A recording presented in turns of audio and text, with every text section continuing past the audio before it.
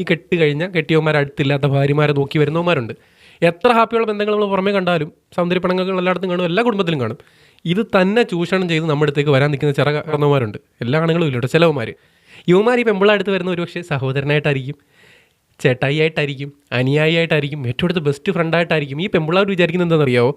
നല്ലൊരു സുഹൃത്തിനെ പോലെ ഒരുത്തൻ, നല്ലൊരുത്തനാ. എൻ്റെ കെട്ടിയോനില്ലാത്ത സമയത്ത്, എൻ്റെ പീരീഡ്സ് സമയത്താണ് എൻ്റെ കെട്ടിയോൻ പോലും എന്നോട് ഇങ്ങനെ തിരക്കത്തില്ല. 7 ദിവസം കൃത്യമായിട്ട് തിരക്കും. വേദനയുണ്ടോ മോളെ, വയറ്റിനകത്ത് ചൂട് വെച്ചോ, തണുപ്പ് വെച്ചോ, ഫുഡ് കഴിച്ചോ, തൂറിയോ, പെടുത്തോ, എണീറ്റോ, ഉറങ്ങിയോ, എല്ലാം ചോദിക്കും. പനി വല്ലതും വന്നാൽ തീർന്ന്, തുമ്മലുണ്ടോ, തൂറ്റലുണ്ടോ, ഛർദിലുണ്ടോ, വയറിളക്കമുണ്ടോ, എല്ലാം ചോദിക്കും. ഇതൊക്കെ അങ്ങോട്ട് കേട്ട് കഴിയുമ്പോൾ ഇവളുമാർ വിചാരിക്കുന്നത് എന്താ, ഭയങ്കര കെയറിങ്ങാണ്, എൻ്റെ കെട്ടിയോനെക്കാട്ടി കൂടുതൽ കെയറിങ്, അവനോട് ഇച്ചിരി ഫ്രണ്ട്ഷിപ്പ് കൂട്ടിയേക്കാം. പക്ഷേ അവൻ്റെ അൾട്ടിമേറ്റ് ഉദ്ദേശം, എല്ലാവരും അല്ലെന്ന് ഞാൻ ഒരിക്കൽ കൂടെ പറയട്ടെ, എന്നെ ഒന്ന് ഫോളോ ചെയ്തേക്കണേ. എല്ലാവരും അല്ല, ചിലവന്മാരാ വരുന്നവന്മാർ ഇൻറ്റൻഷൻ എന്ന് പറഞ്ഞാൽ നിന്നെ കളിക്കുക എന്നുള്ളത് തന്നെ. അത് മനസ്സിലാകാതെ പോയതാണ് നിൻ്റെയൊക്കെ ഏറ്റവും വലിയ വിവരക്കേട്. ഇത് തുറന്ന് പറയുന്നുണ്ട്, ഒരു വിഷമവും തോന്നരുത്. എന്നെ പോലെയാണ്, ഞാൻ ഉൾപ്പെടെയുള്ള എന്നെ തന്നെ കൂട്ടിക്കോ. നിൻ്റെയൊക്കെ ഇടയിൽ വന്നിട്ട് ഇങ്ങനെ സുഖിപ്പിക്കുന്നുണ്ടെങ്കിൽ നിങ്ങൾ ചിലപ്പോൾ നമ്മൾ നല്ലതായിരിക്കും, ചീത്തയായിരിക്കും. പക്ഷേ നിങ്ങൾ ഒരു കണ്ണിൽ അവൻ ചീത്തയാണെന്ന് തന്നെ കരുതിക്കോ, ഒരു നഷ്ടവും വരത്തില്ല.